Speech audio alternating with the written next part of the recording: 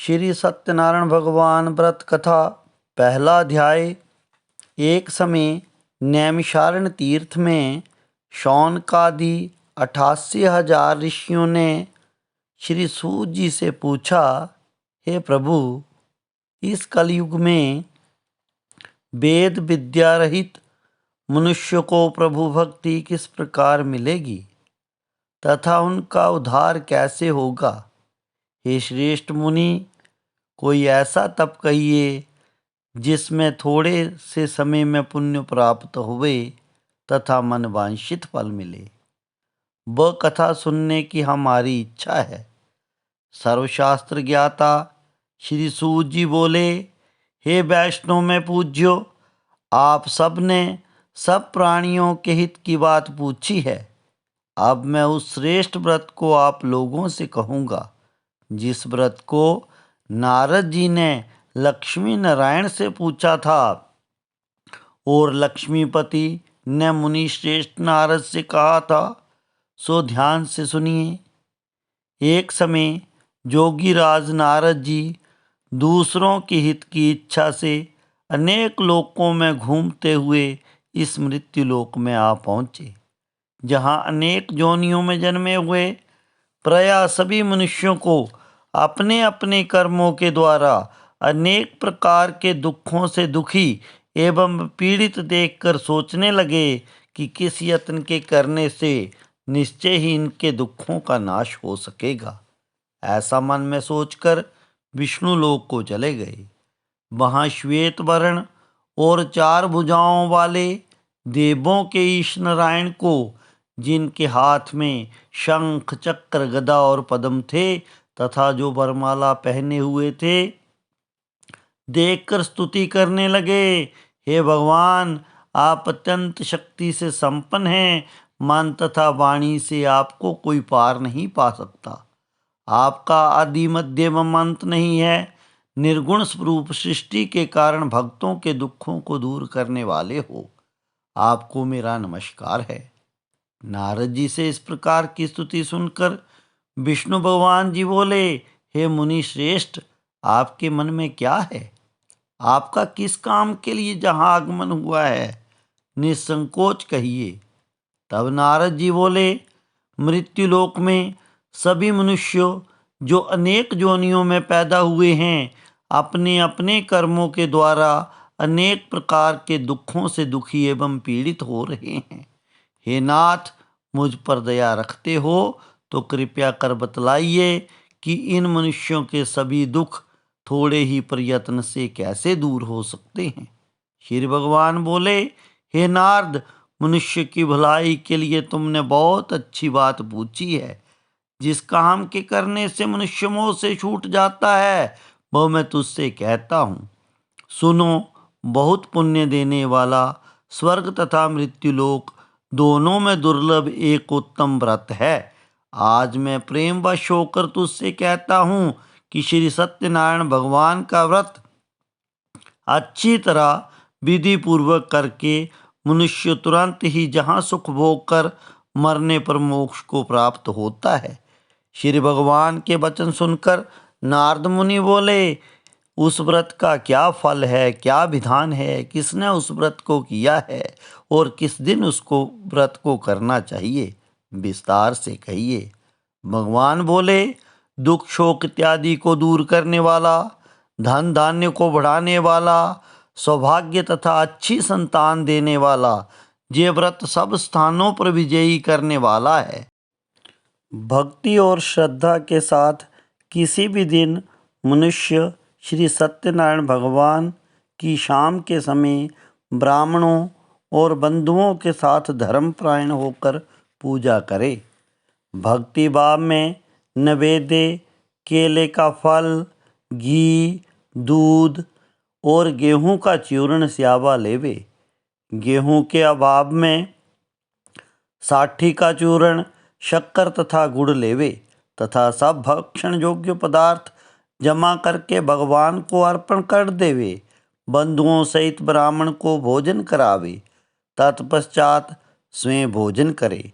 नृत्य, गीत आदि का आचरण कर सत्यनारायण भगवान को याद करते हुए समय व्यतीत करे। इस तरह व्रत करने पर मनुष्य की इच्छा निश्चय पूर्ण होती है। विशेषकर कली काल में मृत्यु लोक में मोक्ष का यही सबसे सरल उपाय है। इति श्री स्कंद पुराणे रेवाखंडे श्री सत्यनारायण कथायां प्रथमोऽध्याये। बोलो श्री सत्यनारायण भगवान की जय। दूसरा अध्याय। श्री सूत जी बोले, ऋषियों, जिसने पहले समय में इस व्रत को किया है उनका इतिहास कहता हूँ, ध्यान से सुनो। सुंदर काशीपुरी नगरी में एक अत्यंत निर्धन ब्राह्मण रहता था। वह भूख और प्यास से बेचैन हुआ नित्य पृथ्वी पर घूमता था। ब्राह्मणों से प्रेम करने वाले भगवान ने ब्राह्मण को दुखी देखकर बूढ़े ब्राह्मण का रूप धरकर ही उसके पास जाकर आदर से पूछा, हे विपर, नित्य दुखी हुआ पृथ्वी पर क्यों घूमता है? श्रेष्ठ ब्राह्मण, ये सब मुझसे कहो, मैं सुनना चाहता हूँ। ब्राह्मण बोला, मैं निर्धन हूँ, भिक्षा के लिए पृथ्वी पर फिरता हूँ। हे भगवान, यदि आप इसका उपाय जानते हैं तो कृपया कर कहिए। वृद्ध ब्राह्मण बोला कि श्री सत्यनारायण भगवान मन वांछित फल को देने वाले हैं, इसलिए हे ब्राह्मण, तू उनका पूजन कर, जिसके करने से मनुष्य सब दुखों से मुक्त होता है। ब्राह्मण को व्रत का सारा विधान बतलाकर बूढ़े ब्राह्मण का रूप धारण करने वाले श्री सत्यनारायण भगवान अंतर्ध्यान हो गए। जिस व्रत को वृद्ध ब्राह्मण ने बतलाया है, मैं उसको करूँगा। ये निश्चय करने पर उसे रात को नींद नहीं आई। वह सवेरे उठ सत्यनारायण भगवान के व्रत का निश्चय कर भिक्षा के लिए चला। उस दिन उसको भिक्षा में बहुत धन मिला, जिससे बंधु बांधवों के साथ उसने सत्यनारायण का व्रत किया। इसके करने से वह विपर सब दुखों से छूटकर अनेक प्रकार की संपत्तियों से युक्त हुआ। उस समय से वह विपर हर मास इस व्रत को करने लगा। इस तरह सत्यनारायण भगवान के व्रत को जो कोई करेगा वह सब पापों से छूटकर मोक्ष को प्राप्त होगा। आगे जो पृथ्वी पर सत्यनारायण भगवान के व्रत को करेगा वह मनुष्य सब दुखों से छूट जाएगा। इस तरह नारद जी से नारायण का कहा हुआ व्रत मैंने तुमसे कहा। सूत जी बोले, हे विप्रो, मैं अब और क्या कहूँ? ऋषि बोले, मुनीश्वर, संसार में इस ब्राह्मण से सुनकर किस किसने इस व्रत को किया, ये भी हम सुनना चाहते हैं। इसके लिए हमारे मन में श्रद्धा है। सूत जी बोले, मुनियों, जिसने इस व्रत को किया वो सुनो। एक समय यही ब्राह्मण धन और ऐश्वर्य के अनुसार बंधु बांधवों के साथ व्रत करने को तैयार हुआ। उसी समय एक लकड़ी बेचने वाला बूढ़ा आदमी आया और लकड़ियों को बाहर रखकर विपर के घर में गया। प्यास से दुखी लकड़हारा उनको व्रत करता देखकर विपर को नमस्कार करके कहने लगा कि आप ये क्या कर रहे हैं और इसके करने से क्या फल मिलता है, कृपया कर मुझसे कहिए। ब्राह्मण ने कहा, सभी मनोकामनाओं को पूरी करने वाला ये सत्यनारायण भगवान का उत्तम व्रत है। इनकी कृपा से ही मेरे घर में आज धन धान्य की वृद्धि हुई है। विपर से इस व्रत के बारे में जानकर लकड़हारा बहुत प्रसन्न हुआ, चरणामृत लिया और प्रसाद खाने के बाद अपने घर को आ गया। लकड़हारे ने अपने मन में संकल्प किया कि आज गांव में लकड़ी बेचने से जो मुझे धन मिलेगा उससे मैं सत्यदेव का उत्तम व्रत करूंगा। ये मन में विचार कर वो बूढ़ा लकड़हारा अपने सिर पर लकड़ियां रखकर जिस नगर में धनवान लोग रहते थे ऐसे सुंदर नगर में चला गया। उस रोज वहां उसे लकड़ियों का दाम पहले से 4 गुना मिला। तब वह बूढ़ा लकड़हारा दाम लेकर अति प्रसन्न होकर पक्के केले की फली, शक्कर, घी, दूध, दही और सत्यनारायण भगवान के व्रत की कुल सामग्री लेकर अपने घर को आ गया। फिर भाइयों को बुलाकर उसने विधि के साथ श्री भगवान जी का उत्तम व्रत एवं पूजन किया। इस व्रत के प्रभाव से वह बूढ़ा लकड़हारा धन, पुत्र इत्यादि से युक्त हुआ और संसार के समस्त सुखों को भोगकर अंत में वैकुंठ धाम को चला गया। इति श्री स्कंद पुराणे रेवाखंडे श्री सत्यनारायण कथायाम द्वितीय अध्याय। बोलो श्री सत्यनारायण भगवान की जय। तीसरा अध्याय। सूत जी बोले, हे श्रेष्ठ मुनियों, अब एक अन्य कथा क्या सुनाता हूँ, ध्यान से सुनना। प्राचीन काल में उल्कामुख नाम का एक बहुत बुद्धिमान राजा था। वह सत्यवक्ता और जितेंद्रिय था। प्रतिदिन देवस्थानों पर जाता तथा गरीबों को धन देकर उनके कष्ट दूर करता था। उसकी पत्नी कमल के समान मुख वाली और सती साध्वी थी। भद्रशिला नदी के तट पर उन दोनों ने श्री सत्यनारायण भगवान का व्रत एवं पूजन किया। उस समय वहाँ साधु नाम का एक व्यापारी आया, जिसके पास व्यापार के लिए बहुत धन था। वो नाव को किनारे ठहराकर राजा के पास गया और राजा को व्रत करता देखकर बड़े विनम्र भाव से पूछने लगा, हे राजन, आप भक्ति युक्त चित्त होकर किसका पूजन कर रहे हैं? कृपया मुझसे कहिए, मैं सुनना चाहता हूँ। राजा उल्कामुख बोले, जिनका जे पावन पूजन है वो सत्यदेव परमेश्वर हैं, मन वांछित फल देने वाले सर्वेश्वर हैं, विश्वेश्वर हैं। उनका पूजन वो पूजन है जो चार भांति के फल देता है। जे द्वार है उस भंडारी का जो फूल के बदले फल देता है। राजा ने साधु को बताया कि हे साधु, मैं अपने बंधु बांधवों सहित पुत्र प्राप्ति के लिए महाशक्तिवान श्री सत्यनारायण भगवान जी का व्रत एवं पूजन कर रहा हूँ। राजा के वचन सुनकर साधु बड़े आदर के साथ बोला, हे राजन, मुझसे इसका सब विधान कहो। मैं भी आपके कथनानुसार इस व्रत को करूँगा। मेरे भी कोई संतान नहीं है और मुझे विश्वास हो रहा है कि इस व्रत को करने से निश्चय ही मेरे संतान होगी। राजा से इस व्रत की पूरी विधि जानकर साधु नाम का व्यापारी बड़ी खुशी के साथ अपने घर को चला गया। घर पहुंचकर उसने अपनी पत्नी, जिसका नाम लीलावती था, को संतान देने वाले व्रत का समाचार सुनाया तथा संकल्प लिया कि जब हमारे संतान होगी तो मैं सत्यदेव का व्रत भक्ति चित्त होकर करूँगा। उसके इस संकल्प मात्र से भगवान प्रसन्न हो गए। श्री सत्यदेव ने यथा समय मन वांछित फल प्रदान किया। उस साधु व्यापारी के घर एक सुंदर कन्या ने जन्म लिया। आनंद हुआ, उत्साह सहित उत्सव सब भले प्रकार हुए। परिजन प्रियजन सभी आए, सबके बथेरे सत्कार हुए। उत्सव से जब साधु निपटा, पत्नी ने ये बात कही, हे स्वामी, अब सत्यनारायण जी की पूजा भी हो जाए अभी। साधु बात बनाने में बड़ा निपुण था।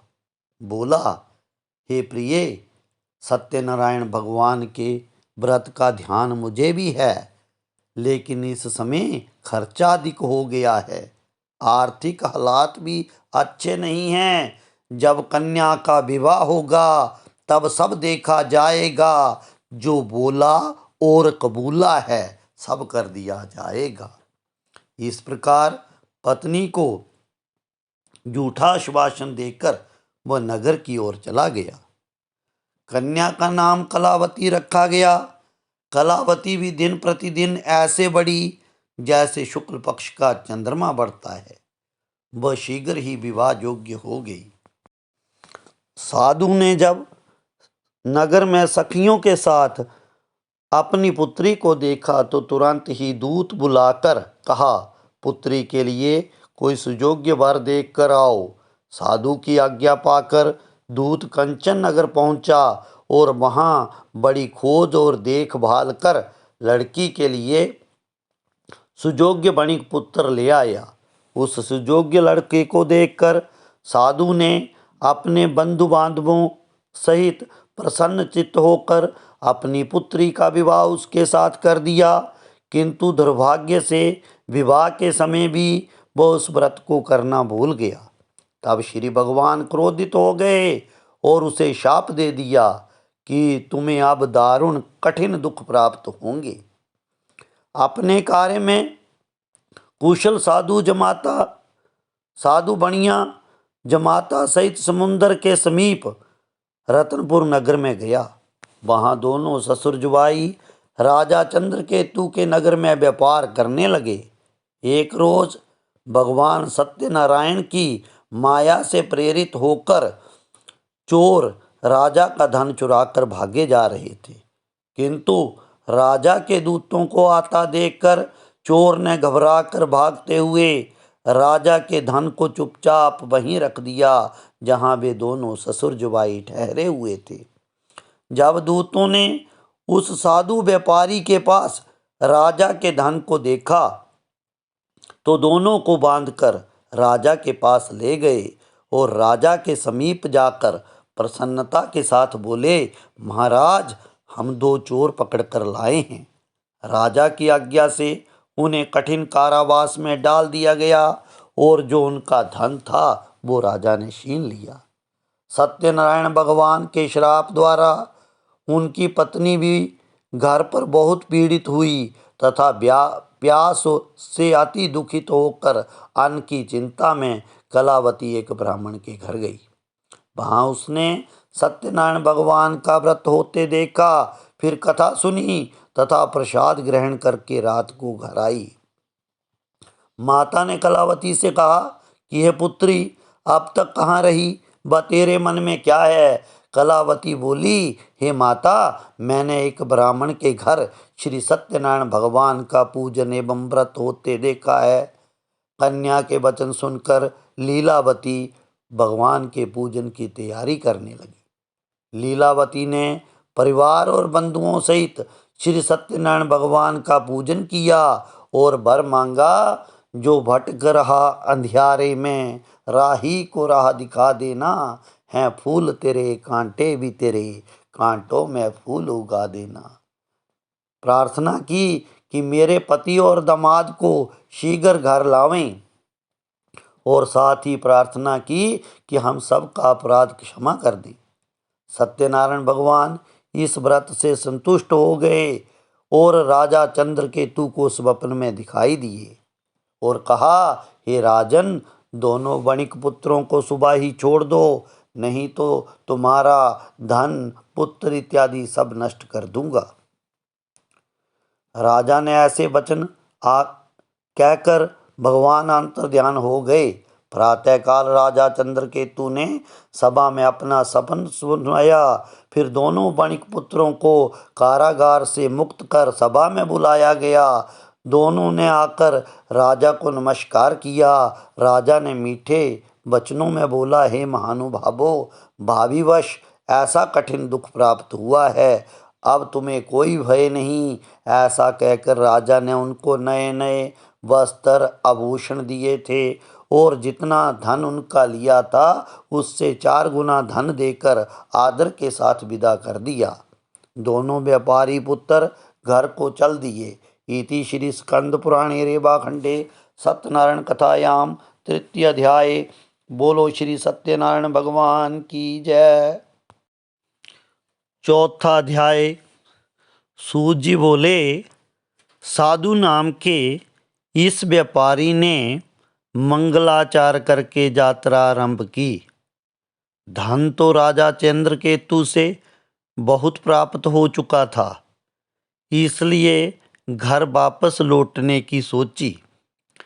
जैसे ही वो हंसते गाते इतराते मुस्कुराते आगे बढ़ा, क्या देखता है, सन्यासी वेश में नारायण नारायण करते कोई व्यक्ति आ रहा है।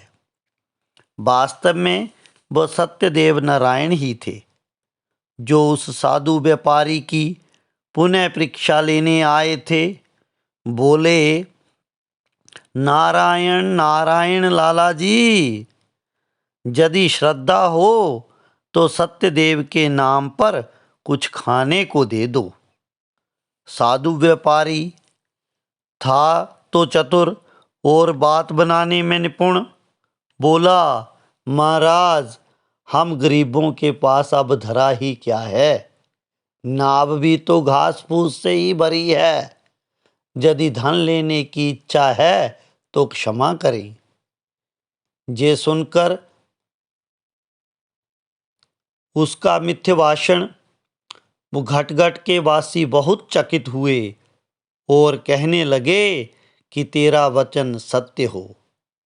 सन्यासी के वहां जाने से के बाद साधु व्यापारी ने नित्य क्रिया पूर्ण करके देखा कि नाव तो सचमुच बेल पत्तों से भरी पड़ी है।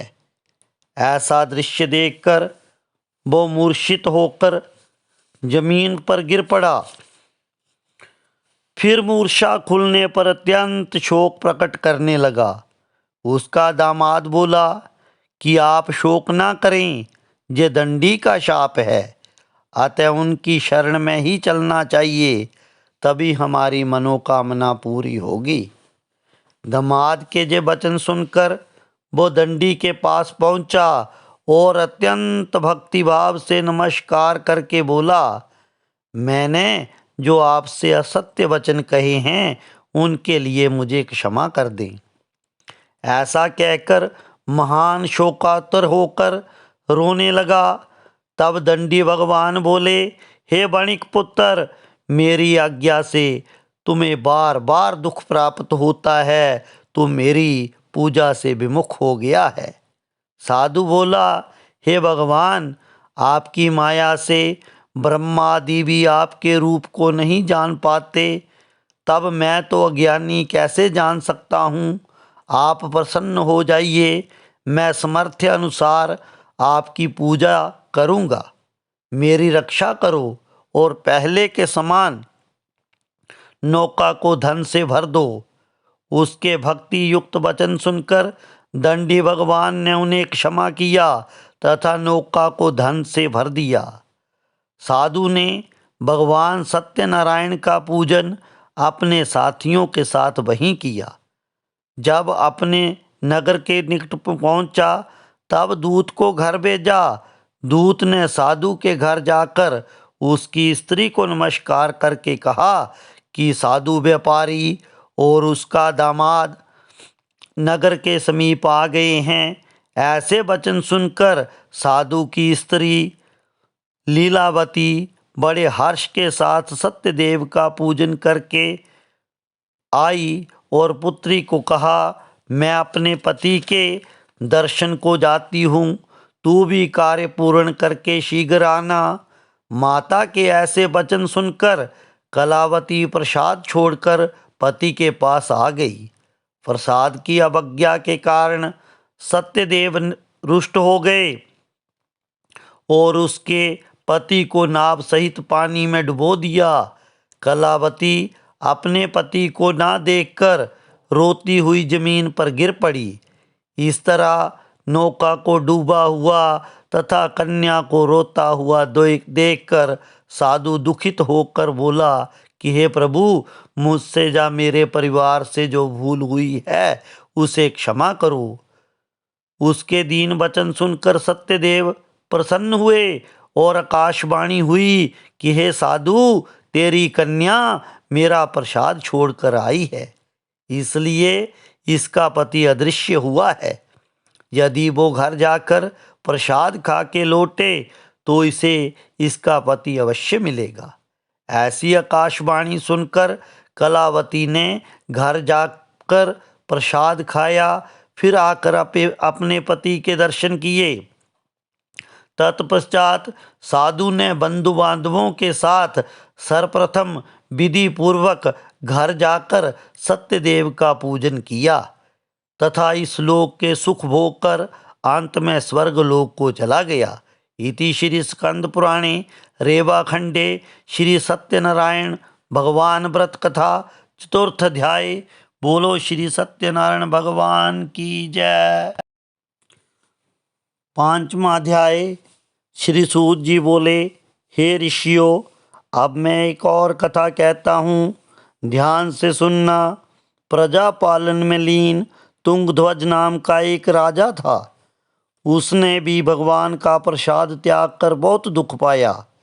एक समय वन में जाकर वन्य पशुओं को मारकर वो बड़ के पेड़ के नीचे आया। वहाँ उसने ग्वालों को भक्ति भाव से बंधुओं सहित सत्यनारायण देव का उत्तम व्रत एवं पूजन करते देखा। राजा देखकर भी अभिमानवश ना तो वहाँ गया और ना ही सत्यदेव को नमस्कार किया। जब ग्वालों ने भगवान का प्रसाद उसके सामने रखा तो वह प्रसाद को त्याग कर अपनी सुंदर नगरी को चला गया। लेकिन वहाँ उसने अपना सब कुछ नष्ट भ्रष्ट पाया तो वह जान गया कि ये सब भगवान ने ही किया है। तब वह विश्वास करके ग्वालों के समीप आया और विधि पूर्वक पूजन कर प्रसाद खाया तो सत्यदेव की कृपा से सब पहले जैसा ही हो गया और वह दीर्घ काल तक सुख भोग कर मरने पर स्वर्ग लोक को गया। जो मनुष्य इस परम दुर्लभ व्रत को करता है, भगवान की कृपा से उसके घर में धन धान्य की वृद्धि होती है, निर्धन धनी और बंदी बंधनों से मुक्त हो जाता है, संतानहीनों को उत्तम संतान की प्राप्ति होती है तथा मन में सोचे गए सारे मनोरथ पूर्ण होके अंत में वैकुंठ धाम मिलता है। जिन्होंने पहले इस व्रत को किया है, अब उनके दूसरे जन्म की कथा कहता हूँ। वृद्ध शतानंद ब्राह्मण ने सुदामा का जन्म पाकर मोक्ष को पाया। उल्का मुख नाम का राजा दशरथ हुआ और वैकुंठ लोक को प्राप्त हुआ। साधु नाम का वो व्यापारी मोरध्वज बना और अपने पुत्र को आरे से चीरकर उसने मोक्ष को प्राप्त किया। महाराज तुंगध्वज ने स्वयं भस्म होकर भगवान में भक्ति युक्त हो कर्म कर मोक्ष की प्राप्ति की। इति श्री स्कंद पुराणे रेवाखंडे श्री सत्यनारायण कथायाम पंचम अध्याय। बोलो श्री सत्यनारायण भगवान की जय।